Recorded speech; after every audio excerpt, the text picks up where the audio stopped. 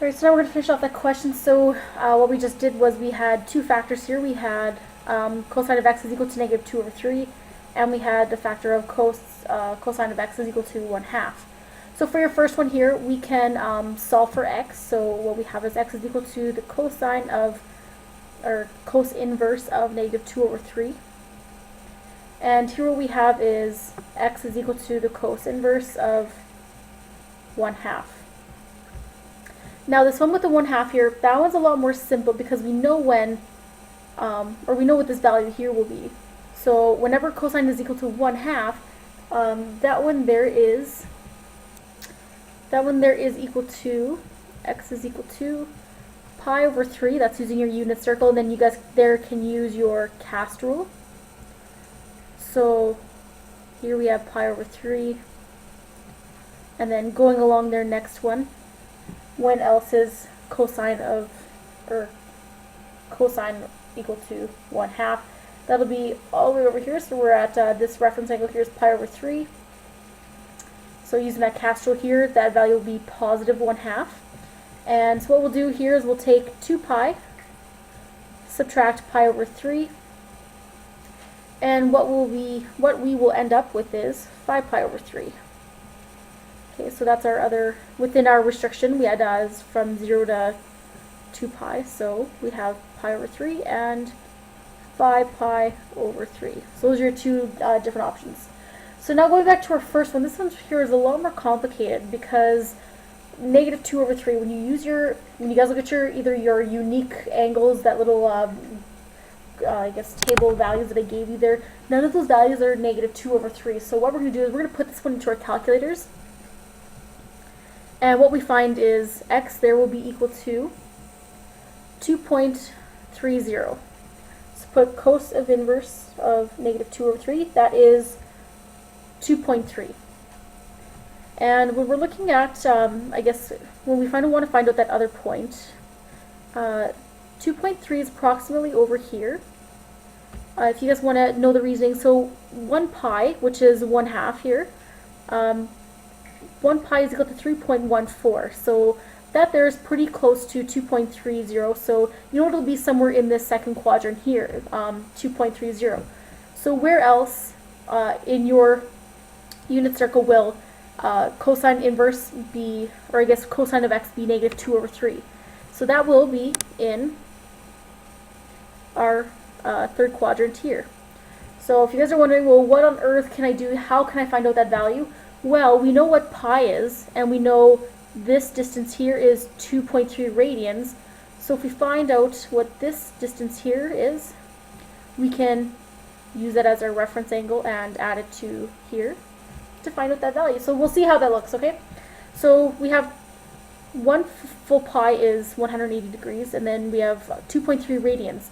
So if we want to find out that distance here, we just simply subtract 2.30 from 3.14. Either do that in your head, put it to your calculator, and what you guys will find out that is equal to 0.84. So this distance right in here is approximately equal to 0.84. And we know that using our reference angles, this distance will be the same as above or below that x-axis there. So this distance right in here is also 0.84. So then what we're going to do is we're going to take 1 full pi, so that's half of that unit circle, and add that little distance there. So we'll take, I'm going to write that over here. That's going to look a little bit messy there for you guys. So we have 3.14 plus 0.84, and what we have is that our other value is going to be 3.98. Okay, so we have 3.98. And that's, of course, approximately equal to, it's not totally exact, but so that's what happens when we have those really crazy values that aren't nice, like pi over 3 and 5 pi over 3. Okay, so let's write a general solution for, I guess that's, in total we can sum this up. So what we have here is that x can be equal to pi over 3, 2.30, 3.98, or 5 pi over 3. And I just ordered that there for you guys, okay? So that is that question there. So what I'm going to do now is I'm going to make sure you guys pause this if you guys haven't gotten this written out. I'm going to move on to our second question there, okay? So pause it now. I'm going to erase all of the writing so we can finish our questions. Okay, so here for question number 2, this one hopefully isn't going to be as messy as the question above was. So here we're going to be dealing with that. We need to solve the equation sine squared of x is equal to tan x times cosine of x, cosine of x. We need to do that algebraically in the domain 0 degrees to 360 degrees. So when we're solving, usually I guess my first step is I usually like to have everything on one side, and we'll kind of see a benefit for, I guess, this type of example. And like I said earlier, sometimes you just can't see it right away, but the more you work with it, the more you recognize this. So what I'm going to do is I'm going to move all of this stuff to one side. So we have sine squared x minus tan of x cosine of x is equal to 0. Now, you guys have a couple different options here. We could change sine squared of x to make it, we can change it in some way, see if we can, I don't know, do something with it to manipulate it to make it a little bit easier to work with tan x cos x. But what we're going to do is let's change tan of x into terms of sine and cosine. So we have sine of x, or sine squared x, minus tan of x is equal to sine of x. Divide that by cosine of x, times that by cosine of x. That's all equal there to 0. So now what's really nice here is that cosine in the top and the bottom they're multiplying there. So that cancels out. So that's actually really, really nice. So what we're left there with, or what we're left there is sine squared of x minus sine of x is equal to 0. So that looks a whole lot better than sine squared x is equal to tan x cos x. So now what we're going to do is, you guys will notice that there is a sine of x in common. So we're going to pull out a common factor of sine of x. And what we're left with there is sine of x minus 1. That's all equal to 0. Okay, so we did that, one of those strategies, we factored it, we pulled out that common factor, and now what we're going to do is we're going to set it equal, each side equal to 0. So we have sine of x is equal to 0, and sine of x minus 1 is equal to 0. Okay, ask yourself, what value for sine of x, what value does that make it 0 between 0 degrees and 360 degrees? So from there, what we have is x would be 0 degrees and 180 degrees. That one's really nice. We got some really nice values for that one, so it's not so tricky. That first one was pretty hard, I'm not going to lie. Alright, and so for this one here, we have sine of x is equal to 1. We'll move that 1 over to the other side, and ask yourself, what value of x would give me 1 for sine of x? And that is pretty nice. There's only one value, and we are at 90 degrees there. Okay. So that one, a lot easier than the first one. Maybe it's good to start off with a more complicated one, then go easy. Maybe this one looks going to make a lot more sense. I don't know, I guess we'll see. But then we can just write this as, I guess, all in one. So we can say that x is equal to 0 degrees, 180 degrees, and 90 degrees. Or you can reorder that to put it from smallest to largest, or that would be fine. Okay? So that went by pretty quickly. That one's pretty nice. Nice and easy. We're not dealing with crazy ones like we did before with -2 over 3. We have some nice values to work with that are you can easily find on your unit circle or where we're going with that. Okay, so let's move on to question number 3 here. So here we need to solve cos of 2x is equal to the square root of 3 cos of x minus 1. We need to do that algebraically, and we're going to give our general solution in radians, so we don't have any restrictions. It's pretty open, so we just need to give a general solution.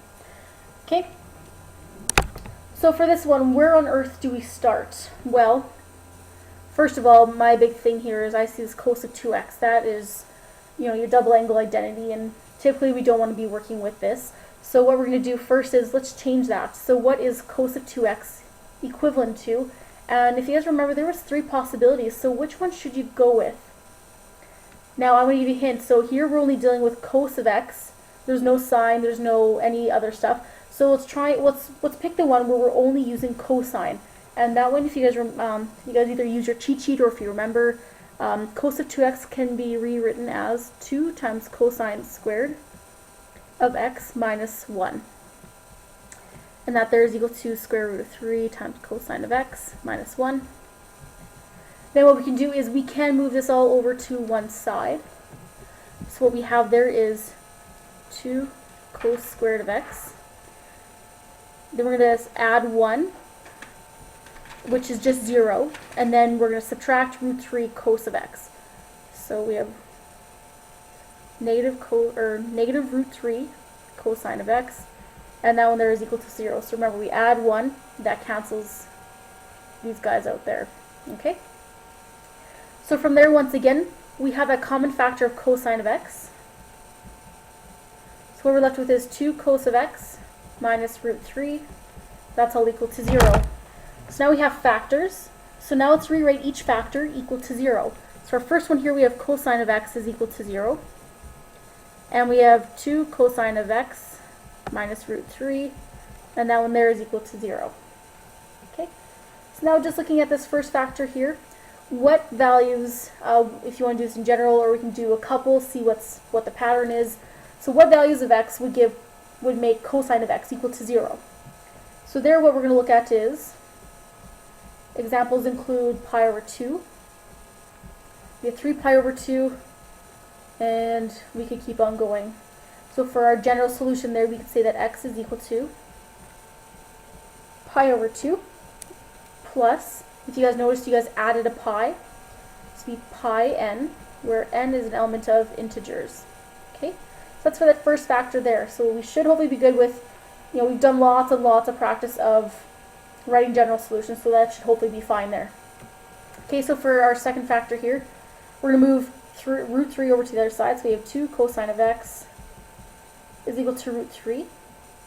Divide each side by 2, and we have cosine of x is equal to root 3 over 2. And that one there is also nice. If you guys remember, where is, or I guess that is one of our nice ones. That is, I believe, if I'm right yet, pi over 6 is equal to root 3 over 2. So that's one of those nice values where we can give you a radians value. So we have x is equal to, there's pi over 6. And then using your cast rule, if you guys want to look at that, so we have cast, so we have C-A-S-T. And here our cosine will be in that fourth quadrant there. So we'll take 2 pi minus pi over 6. Then what we end up with there is we have 11 pi over 6. And trying to figure out a general solution, there really isn't a pattern that goes from pi over 6 to 11 pi over 6. So this one we'll have to write two separate, I guess, little general statements. Okay, so I'm going to write this up over here. So we have x is equal to, we can do pi over 6 plus, and if we want to get from the first quadrant, we want to go all the way back again. So we're going to add a whole 2 pi. So 2 pi and then n, where n is an element of integers. So that's for that first one there. So for the second one, we're going to have x is equal to 11 pi over 6. And same idea, we're going to add, to get back here, we're going to add a whole 2 pi again, plus 2 pi, where it's a multiple of n, and where n is an amount of integers. Okay?